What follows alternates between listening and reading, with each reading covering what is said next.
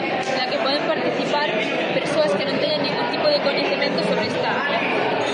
Isto realízase mediante o GeoBlitz, que é unha actividade na que se xuntan un grupo de persoas para identificar e documentar cantas especies de plantas, animais e outros organismos pode ser posible.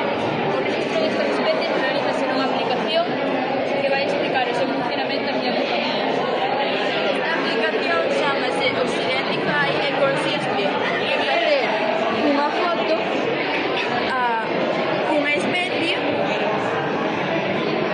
recortámola para que a aplicación non se poida confundir con outro tipo de especies, identificámola e se a aplicación dá máis dun 80% de probabilidades de que sexa esa especie, poderemos subila e que os investigadores poidan ver que en na zona na que sacamos esta foto hai este tipo de especies. Ademais, cando se sube, dá se é unha especie común en peligro de extinción ou se é unha especie rara.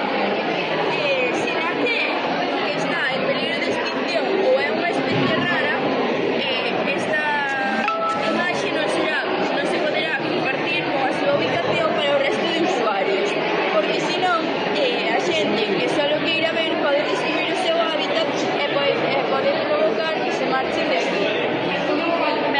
Fixemos dos GeoBlitz.